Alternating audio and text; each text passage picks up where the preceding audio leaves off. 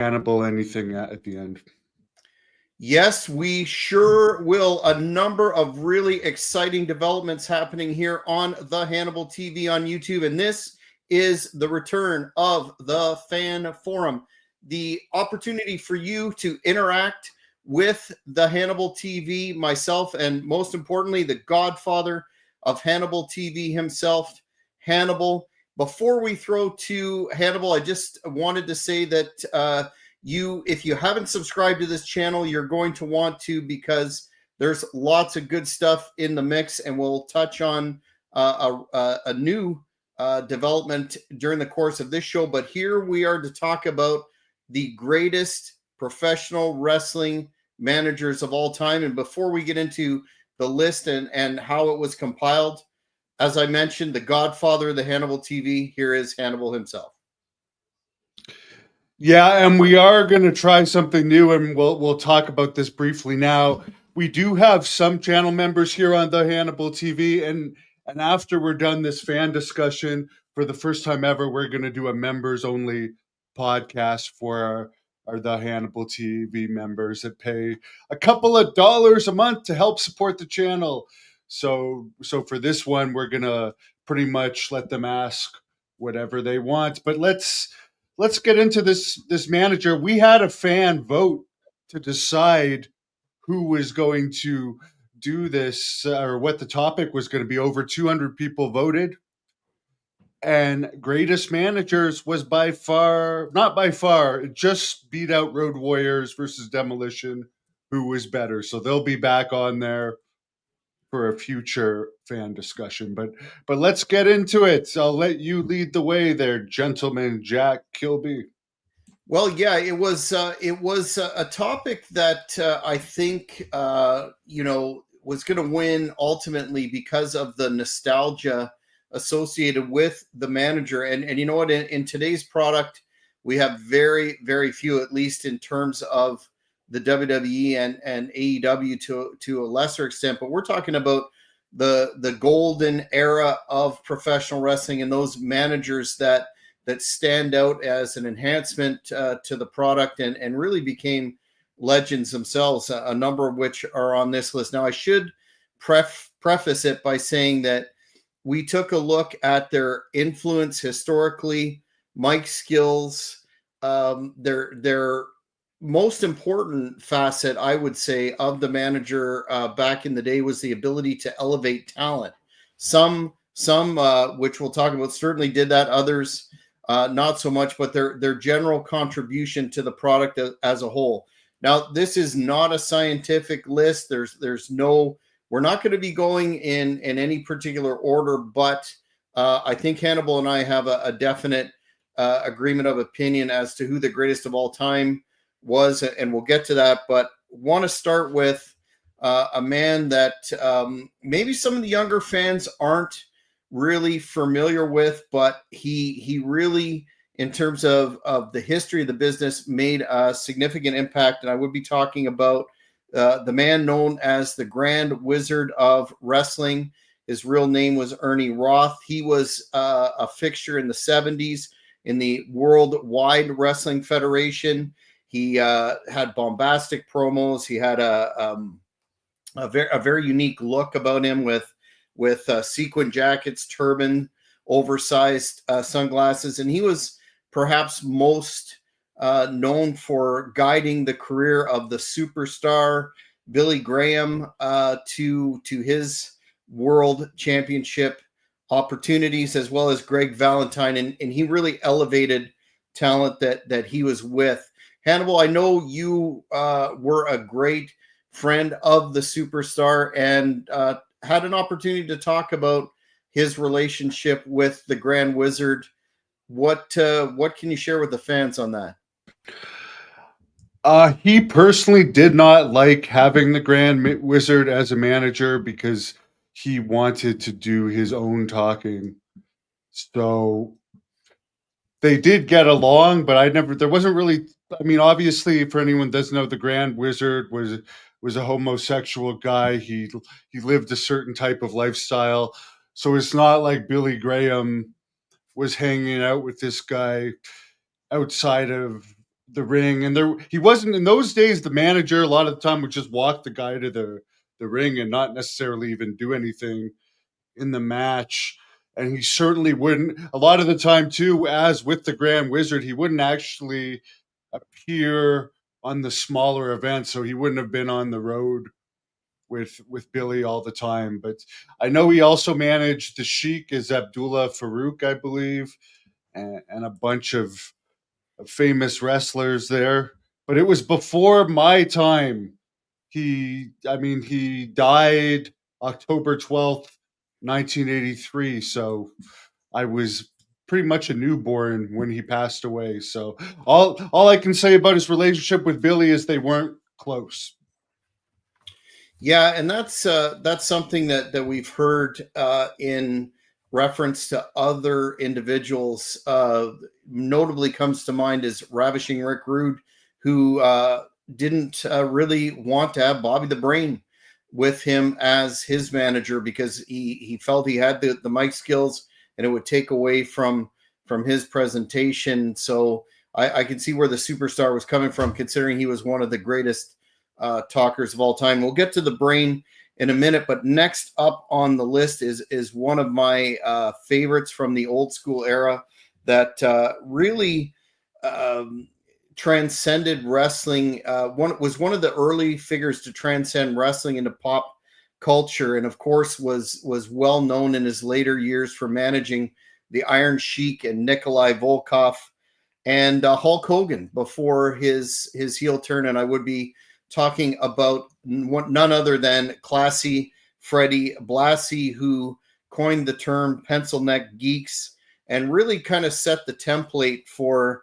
an over-the-top heel manager in the 80s, and went on to have a career in some television shots, movies, and most famously the Breakfast with Blassie with the late Andy Kaufman, which if you haven't seen it, it's worth a watch. But I know it's a little bit before your time, Hannibal, but what were your thoughts in retrospect on Fred Blassie, a great wrestler too in his heyday? I did watch that Breakfast with Blassie. At one point, it was on YouTube during YouTube's infancy. I don't think it's still on YouTube. It wasn't the last time I checked for it, but that was very entertaining and ahead of its time. I also enjoyed Freddie Blassie's book where he talks a lot about his wrestling career. As a manager, I can't tell you. I was never really a fan of him as a manager. He also managed Hulk Hogan as Sterling Golden. I'm not saying he was bad for the era, and certainly Vince McMahon had a big affection for him because they kept him on the payroll for a long time, and he had an office job even for a long time, where I know you did an interview with a former WWE female employee that basically said he wasn't exactly the most politically correct office job guy, and he didn't seem to really do much. But yeah, as far as Fred Blassie, I can't tell you. I was never a fan of the Sheik and Volkov, to be honest with you. Oh no, really? Yeah, no, I honestly can't. I won't say that the Sheik wasn't a good heel, but I wouldn't put them up there as one of my favorite tag teams. So I'll let you talk about Fred Blassie, and then after that, someone brings up Paul Ellering, so we can jump into that when you're done saying your opinion on Blassie. But I heard he was a great Japanese legend, apparently, and for whatever reason, Vince McMahon and him had a close relationship. Who knows how close? Because we've always heard about apparently Vince McMahon played both sides of the field, so to speak. Yeah, I think Blassie made an impression on a really young me because of his voice, his bombastic style, and I remember he was involved in that finish in WrestleMania 1 where the Sheik and Volkov defeated the U.S. Express when Freddie threw the cane and it was used and the titles changed hand. But yeah, I think it's mostly because I, unlike yourself, was a huge fan of Sheik and Volkov, especially the Russian national anthem and the Sheik getting on and uttering his comments at the end. But definitely in his latter years, apparently, according to Deb Jasway, that former creative services director for a long period of time that you talked about, he was a really randy senior citizen, so to speak. But on to Precious Paul Ellering, a really interesting character in the business who was just recently let go by WWE after managing the Authors of Pain. And I know we might have a little bit of a disagreement on those guys as well, but Paul Ellering, of course, everybody remembers from managing Hawk and Animal, the Road Warriors, and interestingly enough, was quite an accomplished wrestler in Mid-South prior to, and other locations, of course, AWA, before transitioning to be a manager due to injuries. And at one time had that Legion of Doom stable, which included not only, the Road Warriors, but there were others involved, including Bundy, Jake the Snake Roberts, et cetera, et cetera. But as one fan pointed out here, was an actual shoot manager for Hawk and Animal in terms of managing their finances. And I think really an underrated promo. What are your thoughts on Precious Paul? I liked him best in the AWA, but I was thinking about it after his last release. He actually had like 3 runs in WWE. His first one, where the Rocco thing was his idea, that was a flop with the Rocco. Then he came back and he managed the Harris twins for one point, which people don't even remember. Then he's had this Authors of Pain run. So it's interesting. As good as he was in AWA, you could argue he was never actually over as a manager in WWE, but there's no doubt his AWA stuff was great. I can't remember if they used him in NWA or not. Yes, I think they may have at one point. Yeah. Yeah, because wasn't he didn't he have a contract or something? And Ric Flair had a problem with it. Now it's coming back to me.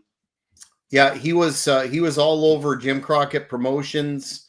He was even there for the Techwood Drive television tapings with Animal and Hawk. And I think what fans may not remember about Precious Paul was he was really a legit tough guy and had a variety of. He was a great mind financially, and was after he transitioned out of wrestling initially, was involved in the famous dog sled race, the Iditarod. Don't crucify me for my pronunciation, but was really into that. So really interesting character. I think they, especially this last go around, he really added to the AOP package in NXT, but then up on the main roster, I don't think they had him cut a promo or anything like that at all. And I know you thought that they were boring, but I have a hard time not knowing why they couldn't find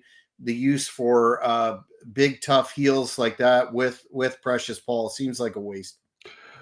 I'm just sick of people that didn't want to be wrestlers getting the opportunities, because like those guys were in other sports and they only got in WWE because they were offered to get paid to train. And when they weren't in WWE, they didn't do anything in wrestling. Then they were brought back after doing nothing. And apparently they were under contract for like a year before they were even used the last run. I don't know if that includes Ellering or not, but they've made a lot of money in wrestling and clearly didn't have the passion for it. So in the old days, they probably wouldn't have even had interest in doing it. Was there potential there? Yes, but they've been around a long time and they never really got to the next level. Who knows if good old Tony Khan will add them, because we know Rachel Ellering is in AEW, and as you said, Paul Ellering is a businessman. He's probably going, like, why not? I mean, they take WWE rejects all the time, and those guys are younger. Yeah, I mean, I would see Paul Ellering at least trying to get them in to AEW at this point. Considering they get paid often to just sit at home. Speaking of Jim Crockett promotions around the same time frame, this is a guy that I met, and I think you did too, when we were at Cauliflower Alley circa, I think it was 2019, whenever that was. And a guy who is somewhat of a divisive figure in terms of his performance as a manager. And I would be speaking about J.J. Dillon, of course, the manager of the infamous Four Horsemen, who was the brains behind the Four Horsemen. He was a great fit in there with Ric Flair. His promos were understated, but I always liked the guys that didn't yell and scream all the time, because you saw that a lot. His promos were very, very matter of fact, dripping with arrogance, and he really got the stable over. And it's not hard when you're dealing with not the latter incarnations of the Four Horsemen, but when you got Ole, Arn, Tully, and whoever else the other member would be, Rick, of course, and you swap in Ole in there for Barry Windham. That was also a great version of it. It's hard not to, but I know a guest that I'm going to be interviewing upcoming, a man who's been around for a while, wrestling historian, Dragon King Carl Stern. There's a debate going on about why are Tully Blanchard and Arn Anderson not in the Wrestling Observer Hall of Fame. And one of the reasons they cite is because it's Tully Blanchard and Arn Anderson with J.J. Dillon. How do you feel about J.J.? Well, I've done a 3-hour interview with him that I would suggest people watch. Met him numerous times. One weird thing about him, and maybe it's his old age, I had done several interviews with him, and I did run into him a few years ago. And I don't know if he just wanted to make me feel like a nobody or what, but he's like, I don't remember you. I have no idea who you are.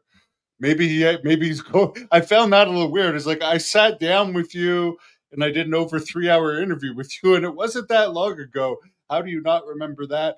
As far as him, he fit in well with the Four Horsemen.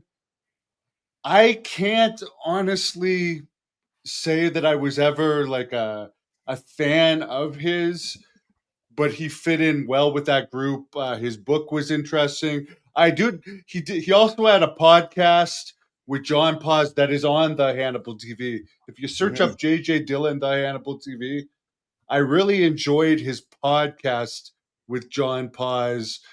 The details he goes into about when he was head of WWE talent relations, really at one of its peaks, like from '88 to I think around the mid '90s, when he then went on to WCW as a talent relation guy. So him as a talent relations official, I actually find very interesting. And he really didn't like Lex Luger.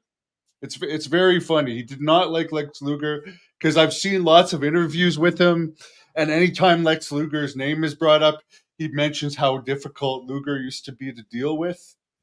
And I think he holds a grudge over when Luger jumped from WWE to WCW, because I think JJ must have got some heat from that, because he was in charge of talent relations at that time. Bischoff always says that JJ had offered him some information about behind the scenes WWE stuff when he went over to WCW, which Bischoff claims that he refused to get, which doesn't really make sense. Why would you not want to know that? And JJ denies that he was ever giving him that. I hear his health isn't that good. I wish him the best. The interesting thing about JJ, and I think he said this on the record, he actually used to do for his like he seems fairly straight and narrow, but just to show you how crazy the '80s were, he would do drugs and stuff from time to time. He was never an addict or anything, but he admits like he would party, like doing the similar stuff that Tully would do here and there. So I mean, that just goes to show you, wow, in the '80s, even a quote unquote straight and narrow looking guy like JJ would take the partying to another level sometime. But yeah, I respect him for all he did in the business, and by far, I mean, I think the Four Horsemen had what, Hiro Matsuda and maybe Arn Anderson as a manager at one point as well, but JJ by far the best manager of the Four Horsemen in my opinion. Yeah, after Arn and Tully jumped to WWF, Hiro Matsuda came on and they called it Flair, and Wyndham called it a different name, but it definitely didn't work. But yeah, glad you referenced that interview on the channel. It's excellent, and fans search that up and watch it. The man is a repository of history for sure. The one thing I will bring up that is disappointing, because Charles just brings up JJ being a good heel. Could you imagine? I know Ric Flair didn't supposedly want to leave the Crockett's in '88, but JJ was working backstage in '88 in WWE. They had Anderson and Blanchard. I mean, could you imagine if they had JJ Dillon as a manager? I think as good as Heenan was, and we are going to talk about him, I think JJ would have worked better as a manager for Tully and Arn in WWE in some ways. And man, it's too bad Flair never jumped in '88 and had Dillon, and would have been interesting to see, because I think they had Barry Windham in '89 in WWE as the Yes. Widowmaker too, so they could have technically had. I mean, that's arguably, I would even say that's the best version of the Horsemen with Barry, Tully, and Arn and JJ. They were all in '89. They were all there, but Flair, who ended up coming anyways. So that's one of those, what if it had happened, because those were, I know Flair had the Steamboat feud, but really, it would have been interesting to see if he had joined when WWE was more at its peak. Because although it was good in '92 ish when he came over, it was already on the down swing. It wasn't as hot as it was in the '80s at that point.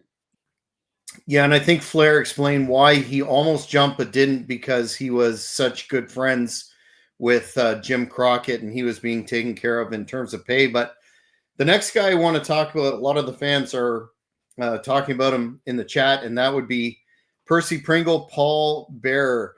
Percy Pringle, a guy that I really enjoyed his work in Texas as a heel manager, managed a number of world-class heels. He was kind of, at the time, got a little bit of criticism as a Bobby Heenan kind of knockoff, but I thought he had his own style. But man, when he became Paul Bearer in 90 or whatever, I might be off by a year, when he debuted and with that mortuary deal and the voice and the makeup and everything, I thought it was a little goofy at the start when he showed up there, because I was Mr. NWA Serious Wrestling at the time. But wow, what a run he had with The Undertaker and later Kane, Mankind, and really became a real memorable cartoonish character. Your thoughts on Percy Pringle, Paul Bearer?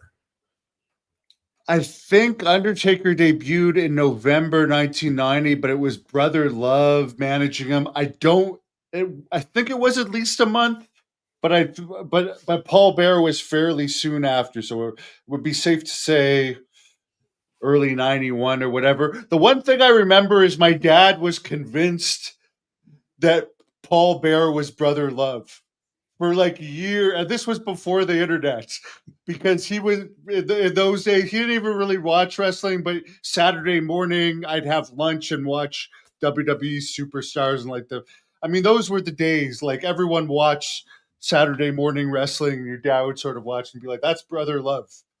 His Brother Love was similar weight at that time, had the makeup, and also managed the Undertaker at first, but for whatever reason, they switched it to Paul Bearer, which I forget the reason for it.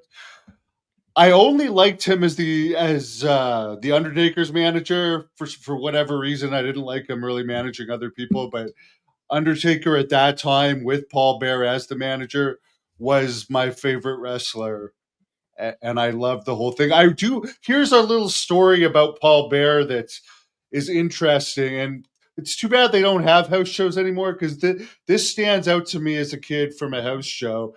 They were at the Robert Gerting Arena again in that early '90s dead period in wrestling.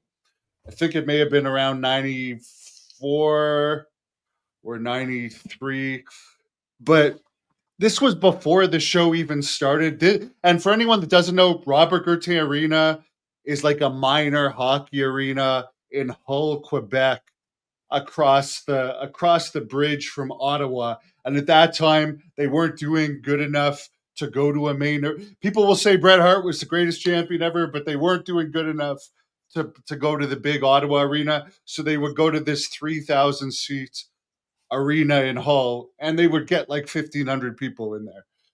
But for whatever reason, before the show, there was a curtain, and this was a short aisle. They were coming out of the curtain like right between the two benches, and the aisle was like 10 or 15 feet long.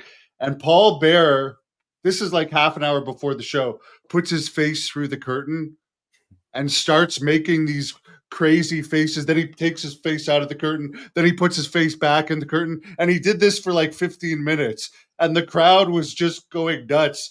And he was just, he was just having fun making like weird faces. But the whole crowd was watching. This was maybe half an hour before the show starts. But it's like, that's the thing I remember most about that show. I couldn't even tell you the main event that night, but Paul Bearer making his faces and like popping his head in and out. And then you weren't going to know if he was going to come back, and everyone's looking at the curtain. Then suddenly he comes back, and there he is with another face. It sounds silly, but I just watched the clip of Ricky Starks debuting in NXT a few weeks ago. Not one kid in the crowd. So it's just like brings me back to the time where at this time it was mostly kids watching, and that was over with the kids. Yeah, he definitely made his mark. He's not on my personal list of favorites. I agree with you. He was by far most effective with The Undertaker, and away from him, I'm not really sure. I just remember one angle where I want to say the Dudley Boys, but somebody killed Paul Bearer. Do you remember that, Hannibal? And they encased him in cement, and then he came back a couple of years later. You remember that? No, I don't. That was around the time I stopped being interested in wrestling. Also, the funeral parlor was pretty good. I will say that. Yes. I really liked the Brother Love show. I liked Piper's Pit. Then they had the funeral parlor, and then for the longest time they had nothing like that. And I remember that as like the last really good interview segment type thing that they had. Remember when they locked Warrior in the casket? That was a pretty cool moment. I mean, it wasn't nearly as good as the Brother Love show or Piper's Pit, but it was better than King's Court. I think they had King's Court at the same time. It was better than the Body Shop with Jesse Ventura. But yeah, no, those were good times in wrestling. He even did. Here's a piece of trivia. September 9th, 91. Speaking of Ottawa, they did a funeral parlor at a Superstars taping at the Ottawa Civic Center. They taped 3 episodes of the funeral parlor on that, and I remember marking out being there for a funeral parlor taping because, as I said, I was a massive Undertaker fan when he first debuted. I think I was Undertaker for like 3 different Halloweens. That's awesome. That taping was also where Ric Flair made his debut for in Canada, correct? Yeah. Yeah, and the main event was that was Ric Flair's actual first WWE appearance. That's it. Yeah. That's it. Yeah. And then you had and this is strange because at the time, yes, the main event, which was not televised, was Sid defeating The Undertaker in a body bag match. And looking back on it, like you would never think that Sid would beat The Undertaker, but like Sid was like going to be the next Hulk Hogan, and everyone thought, and he could have. He just didn't put the effort into it. But like at that time, it's like, yeah, of course Sid is going to beat The Undertaker. But I remember that was a really good match. And God bless Sid, who's passed away, who was managed by Harvey Whippleman, who, to be honest, I never really liked as a manager. But I have interviewed him.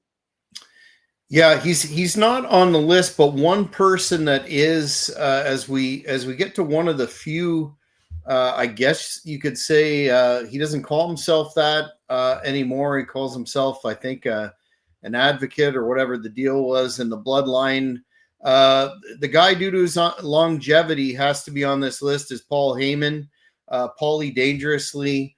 He had a few really excellent runs in the Memphis territory, in the AWA, and of course NWA, WCW, where the Dangerous Alliance was his stable, and then everything that he's done in ECW, too many to mention. That's where I really I'm biased being such a big ECW mark, but I think he really put hardcore wrestling on the map in a more mainstream sort of fashion. But of course, all the younger fans know him as the advocate for Brock Lesnar, and most notably and recently Roman Reigns. I find it interesting that he has expanded his girth approximately 5 times from when he was in the NWA as Paul E. Dangerously. What a great guy on the mic back then, and now, what are your thoughts on Paul Heyman? I liked him best around that 91 time in WCW when he had the Dangerous Alliance and the Power Hour. Obviously, the ECW promos and stuff were good. I thought he was better then because it was like him fighting the establishment. Now he is the establishment. He's got a lot of power in WWE. I find him honestly boring now. I mean, I really find him boring, and I've seen too much of him, and he talks too much. And again, he's not fighting for anything. It's just the establishment guy, and I'm so sick of seeing this bloodline stuff. To me, it's overplayed. I liked him managing Brock Lesnar. He deserves credit for helping get Brock Lesnar over. Uh, but yeah, I liked him back in the Dangerous Alliance time when he was like fighting to get his chance and still on the up. Once he makes the establishment, becomes this big, fat, rich, spoiled guy that has all the control he wants. To me, it's just good for you. You deserve it, but I don't care about him anymore. Actually, someone just made a comment on one of your videos that's kind of interesting. Why are we always talking about stuff that happened in wrestling 30 to 35 years ago? In those days, we were not talking about the 70s or 60s. We were talking about the present, and now we're talking about the past. It's just because the present just isn't that good, and we want to talk about the good times in wrestling. But yeah, nothing against Paul Heyman other than he screwed over a lot of wrestlers and got a pass for it. But he definitely represents the establishment now. He has a very secure position. He definitely lied to a lot of people when he was running ECW. And then ultimately, I mean, he's a great worker because he was acting against WWE all that time and secretly being funded by them. Yeah, I think you hit the nail on the head there, Hannibal. He was more interesting. You could tell that he was a loose cannon. Certain individuals, their personality translates on camera, and he was one of them. You could tell he was a hothead. He could go off. He did all kinds of interesting things in ECW and the other territories he walked out on. He was a really angry. Well, his initial gimmick was the psycho yuppie. And I found that to be much more entertaining than this walrus-like individual that we see on TV now. No disrespect to him; he's a multi-millionaire. It'd be nice if he took some of that money and paid off some of the ECW talents that he still owes money for, including I think you've interviewed one of my favorites many times, the franchise Shane Douglas. Does he not owe Shane still in the neighborhood of $66,000 with interest? I don't know, but yeah, you have a good point. This walrus type character where he gives a lot of monologues and it's overproduced.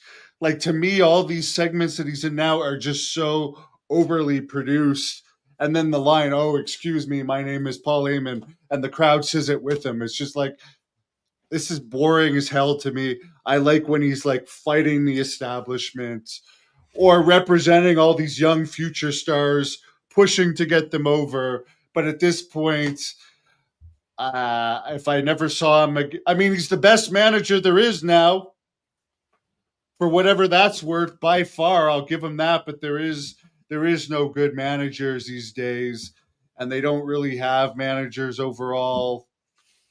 So yeah, I'll give him that.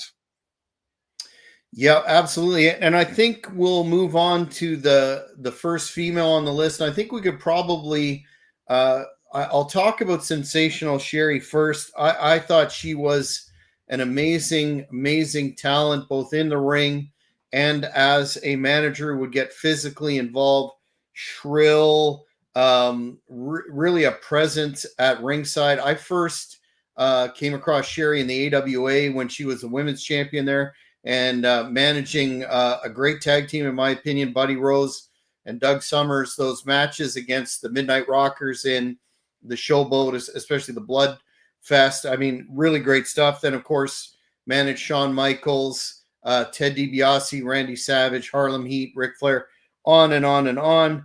But she was put over by a lot of the male wrestlers by saying she was never afraid to get physically involved in the matches, and would bump. Real tough woman. And then I guess Miss Elizabeth too, simply for the fact that she was there during that true pinnacle of pro wrestling, the golden age, managing Macho Man and all the great angles that occurred with Macho Man and her, and of course with Hulk Hogan, the Mega Powers. So a lot of people remember Elizabeth fondly, but in my opinion, Sherry was the better talent. Yeah, I would say, in my opinion, you'd have to put Elizabeth, Sunny, and Sherry in the top females. With, I guess I would even put Missy Hyatt up there if you want to do a Mount Rushmore. And I don't like Sunny, but she was definitely over like crazy, and she was talented as a manager. Sherry, I saw her. I remember the first wrestling match I ever saw. The main event live was Beefcake against Macho Man with Sherry. She was over. And I remember, like, even outside of wrestling, like when I was first becoming a wrestling fan, like if people would be like, "Oh, you watch wrestling? What do you think of Scary Sherry?" Like people would just bring up Scary Sherry. Like she was over like crazy in those late 80s days of wrestling. I think her demons got to her in WCW, but her promos were great. One of my favorite matches, by far my favorite match, and my favorite Shawn Michaels match of SummerSlam 92 was Shawn Michaels against Rick Martel with Sensational Sherry. That was a great match, and the whole interactions with Sherry was phenomenal. By far, I loved that match. I watched it a lot, and the whole Sherry played a big role in getting Shawn Michaels over. Yes. Would he have got over as much as he did without Sensational Sherry? I mean, she played a big role in it, and it sounds like she was a horrible mother. Dark side of the ring, just a terrible mother. God bless her poor kid who, I mean, he's hanging Wasn't in that there. sad? I mean, yeah, I mean, it's as good as a manager that she was, it doesn't sound like she was a great person. And she was definitely on a laundry list of stuff, but 100%. It sounds like she was one of those heel. Sometimes you can say, well, a heel is really nice in real life. Sometimes the baby faces are actual the dicks, but I would say Sherry, it seems like she was a legitimate heel in real life. And there recently a picture that came out of Sherry in one of Ric Flair's robes. So is she one of the 10,000 of Ric Flair's conquest? Who knows? But I was entertained by her. She was great. And it's too bad she fell victim to the demons of the wrestling business. But there's somebody, honestly, and this is why just wrestling will never be the same with all of her issues and stuff. she's one of those people that couldn't have done any job but wrestling. Mm-hmm. Like it suited her perfectly, but she was so like wild. She really couldn't have done anything else. But Mm-hmm. nowadays they want to hire such corporate people and let's these past university athletes and all this. It's like she just would never have made it in WWE, and she has so many demons that they wouldn't have given her the chance, but she would have. She's just one of those legends that just never would even have got the chance in this current era of wrestling.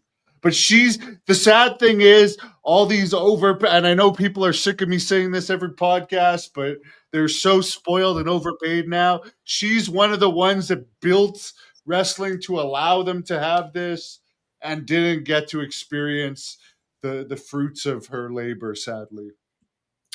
Yeah, it's that Dark Side of the Ring was perhaps the saddest, and that's saying something from the last season. It was probably the saddest episode. What a downer. Yeah, she definitely had her demons and perhaps her priorities screwed up. But if we can separate the performer from the actual person, I think that's best in many ways in wrestling. Moving on to, I'd be remiss if I left this guy off the list. He's a very polarizing figure, but he continuously comes up in terms of the work that he did getting tag team wrestling over and the art of managing a tag team and that promo that few can forget from Jim Crockett Promotions, especially when he was talking a mile a minute, quite successful today in the podcasting realm, and I would be talking about none other than Jim Cornette, who there's some recent talk about him either coming back to work for WWE or being inducted in the Hall of Fame. In 2017, he was instrumental in getting the Rock and Roll Express in. I honestly can respect his accomplishments with the Midnight Express and that heel manager archetype, but and of course in Smoky Mountain Wrestling he had the Heavenly Bodies, et cetera, but he seemed to have a very brief window as an active manager, starting in Memphis, going into Mid-South, and then the NWA, and then he was pretty much out of that. So just strictly in terms of being a manager, do you think he belongs in all the lists that he pops up on? He's a good heel. He's good at getting heat. I can't say I ever liked the Midnight Express. The guy I was the biggest fan of that he managed was Vader. And I can't say that, honestly, as much as I love Tom Pritchard, I wasn't a Heavenly Bodies fan. So I can't personally. I can tell you he's a good heel, good talker, good manipulator. Definitely good old school guy that knows how to work people. That's pretty much all I gotta say about him. He certainly has his fans, but was I a fan of his personally? No, but do I deny that he is a great heel and a great worker? No. I don't think he was as good of a booker as people say, though. I'll truly say that his company would still be in business if it was so good. And at the time, he was helping book WWE with the Goon and Alex Porto, TL Hopper, bringing back the new NWA stuff. I don't know. That was Those were some terrible. low. Yeah, there was some bad times there, but yeah, he's a great heel. He knows how to get heat. But for whatever reason, he didn't manage anyone. At the time he liked Vader, they weren't using Vader well, and it was sadly just angering as a Vader fan. That whole Shawn Michaels feud. That was a time where I really hated WWE and was more of a WCW fan. Yeah, I before we leave Cornette, I agree with you 100% about his booking. That's probably a bit overrated, but hats off to him for trying to revive a territory in Smoky Mountain. They had some good moments. I think swimming against the tide for sure, and understandably it went out of business. But we'll see if he does get that nod for the Hall of Fame and join Paul Heyman. Next is a guy that some people think belongs on the list, others don't. I personally think he's great, and I will be talking about Jimmy Mouth of the South Hart, first family of wrestling in Memphis, and of course, what a run he had in a WWF managing the Rougeaus, about 100 individuals, rhythm and blues, and of course, as a veteran of Great North Wrestling, and still one of the best shoot interviews out there. It's a shame he doesn't do it today.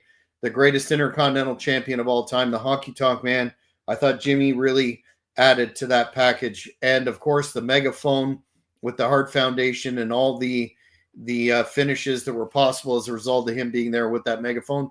Do you agree that Jimmy belongs on the greatest of all time list?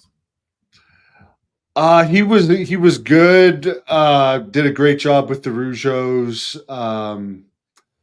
I think sadly the stuff with Hulk Hogan and stuff kind of mars his legacy because he's terrible as a good guy manager as far as he's so boring, and it's like people don't remember him as the heel manager in WWE when he was so good. Because even WCW, it was like he was collecting a paycheck. Like I can't think of anything really great that he did in WCW. Even managing the Nasty Boys was good in WWE. He was definitely did some great stuff during that WWE run.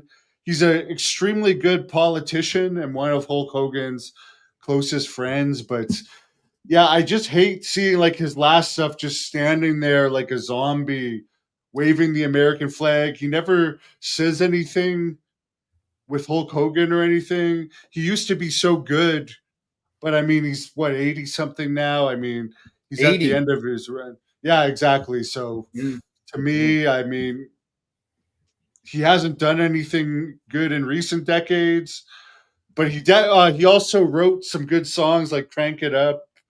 I think he helped write the Rougeau Brothers song. Wrote a lot of the WCW stuff. So I'm not saying he doesn't deserve to be in the Hall of Fame or anything.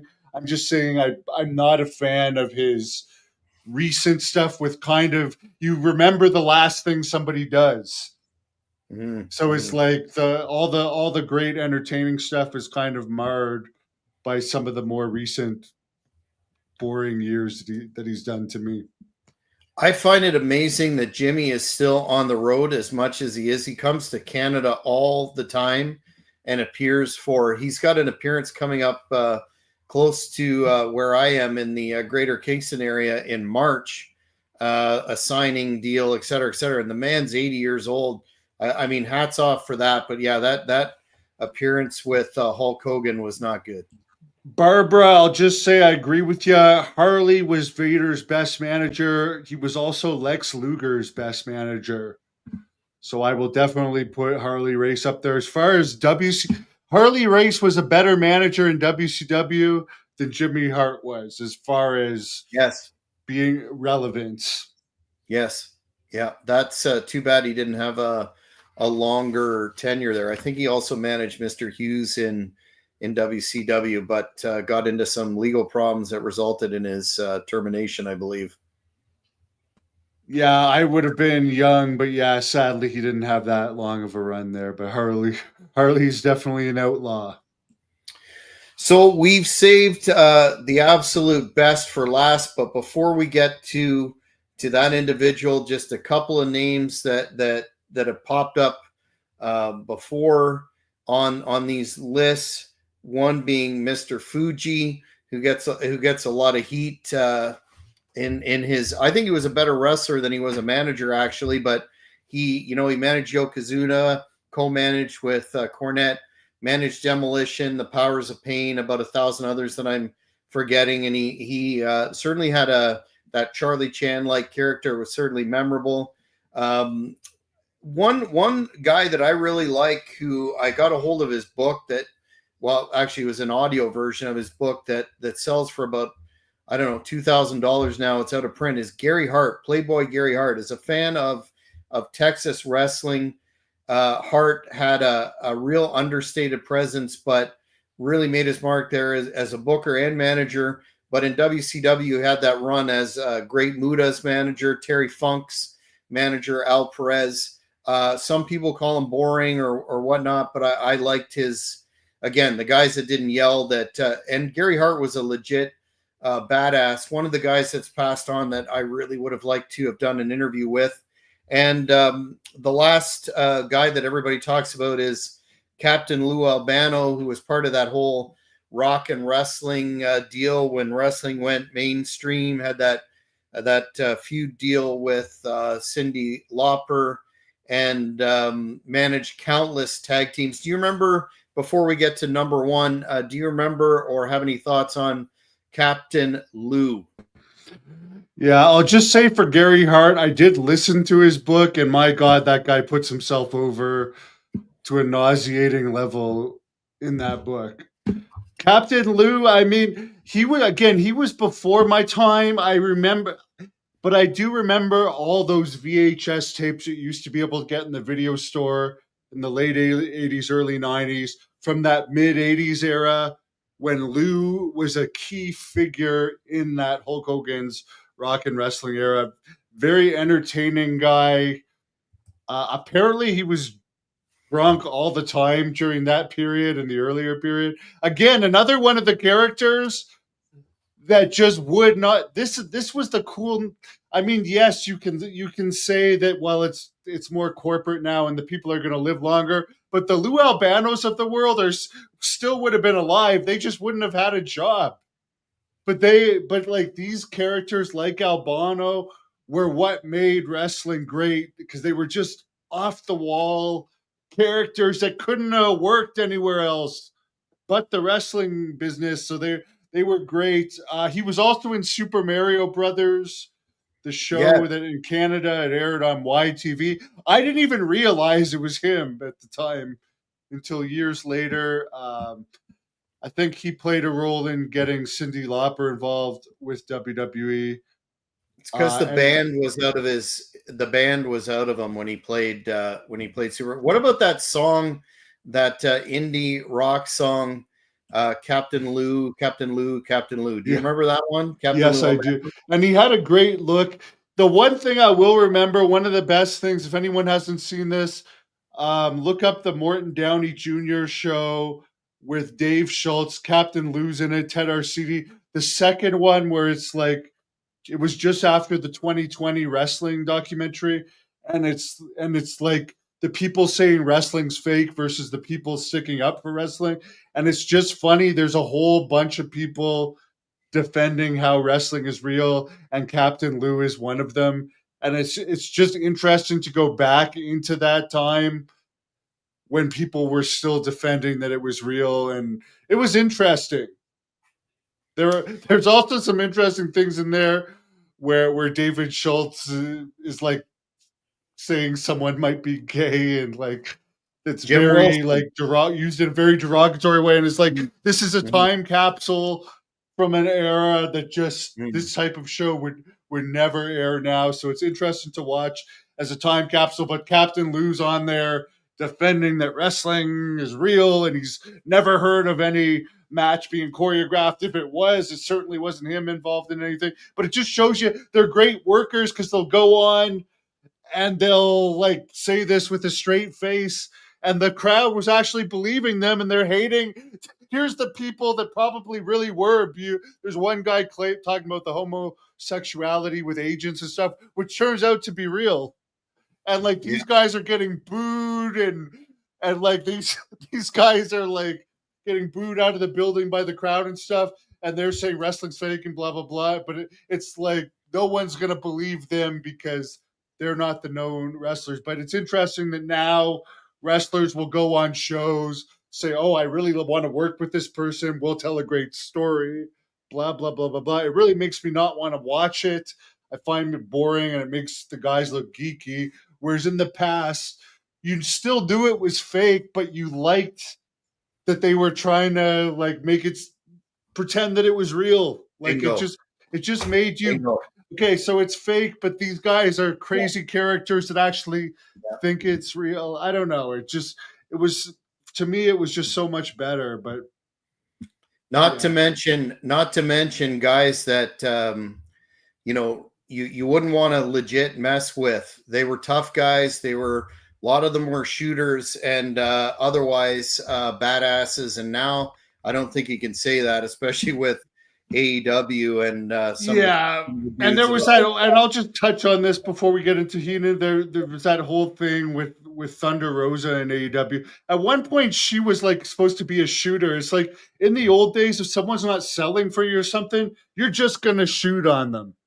And it's just the people are just they just want to go by the script and not rock any boats these days. So if something doesn't go by the script, everything is just lost and it looks awkward. They don't know how to like call stuff on the fly to still make things better if it's on the fly. I was talking to Tony Atlas the other day on the phone for like an hour and a half, and just how much better it was to call things on the fly. Now, as Tony was saying, they'll do the same match in every single town, no matter if it's South Carolina or Georgia or Seattle or LA or New York. They'll choreograph the same match. Whereas in the past, you would call it on the fly and just go along with whatever the crowd is reacting to. It was more gritty, more realistic. The characters were better. I just have zero interest in watching today's stuff. Like, I understand as much as I like The Rock, there was a 24-minute promo with The Rock and Cody Rhodes. I can't watch people talk anymore. I'm so bored of the talking. Even if it's The Rock, show me some action. I don't want to hear you talk for 24 minutes. I'm sorry. I love you, The Rock, but I just am so sick of all the talking. That was horrendous in my opinion, and I agree. People that ask why do you guys talk about stuff that happened 30, 25 years ago, et cetera, very simple reason: it was better. To end off, we're going to end on a high note. The man who tops all the lists, without a doubt, I 100% agree, and that would be Bobby the Brain Heenan, the gold standard of wrestling managers. What a sharp wit, what a sense of humor. On his feet, he could talk like no other. Impeccable timing, you name it. Managed, of course, a who's who. He had the Heenan family, of course, Andre the Giant, Ric Flair, Paul Orndorff, Rick Rude, who we mentioned, Bockwinkel, Stevenson, the AWA, Mr. Perfect, on and on and on. His ability to generate heat was absolutely unmatched. I, as a youngster, had the opportunity to attend the big event in Toronto, Ontario, and a couple of house shows in Maple Leaf Gardens where he was the manager. And you want to talk about the Hogan pop and how the fans loved him in his heyday. They equally hated Bobby the Brain. What a guy who really elevated talent beyond where they could be. So your opinion of the Brain, Hannibal? I'll agree. He was the greatest manager of all time. Great talker, great bumper, great commentator. I don't think anyone really comes close. There was some. I mean, I was an Elizabeth fan. Definitely. I mean, she added to Macho Man, but that's kind of a totally different manager. But I would put Bobby Heenan up there as one of the top managers. I won't tell you my Mount Rushmore of managers, but I mean Heenan would be up there for sure. Loved him managing Mr. Perfect too, and Andre. Yeah, that was a great package. I think we should close by posing this question. Do you think, as we started at the top of the hour here, the program, do you think that the business is suffering by not having managers per se like we used to, or has it just evolved into, as you were talking about a moment ago, something else that isn't pro wrestling, and there's no place for a consistent group of managers anymore. Well, I mean, in the old days, the managers, what they would be older wrestlers that they would need a job too, right? So they would have to work and be really good in order to be good enough to keep a job, because a lot of people don't want to pay managers. So it's just like it was a lot better in the old days because also you had to draw to make money. If you didn't work real hard to draw or create animosity and stuff to draw, you wouldn't get paid because you were paid off the house. So now pay is guaranteed. A lot of people are paid from training. They don't have to ever learn how to draw. But to me, I don't know if there was a manager good enough to be a manager. Who knows? I may be a manager in the future. I don't know. There's still a use of managers, but is there someone good enough that has enough experience that could be a great manager today? I don't know, but I don't think it has anything to do with the evolution of the business. I just think if one exists and is put with the right person, it could still work. 100% it could still work. I'm sure, and I'm not just saying, I'm going to be wrestling this year, May 3rd and stuff. I'm training real hard right now, wrestling super crazy. With you managing me at ECW Arena May 3rd, people can go to the 2300 Arena website to get tickets for that for Tri-State Wrestling Alliance One and Done. But I think I could actually be a good manager, honestly. If would it ever happen? I don't know, but I don't think the whole manager thing is dead because I personally think I could be a good manager. Well, you certainly have the mic skills. The only oh, by the way, maybe you could answer this, Jack, because at one point you were talking to Pat Tanaka. Yes, and I just messaged him this week, and I'm hoping to nail that down ASAP. Pat's apparently doing a lot of appearances and whatnot, but I can almost guarantee that we're going to get this done. I really want to get it done. I told him I interviewed his partner, Paul Diamond. He really liked that one. So stay tuned to the Hannibal TV for updates on that situation, but definitely on the top of the list.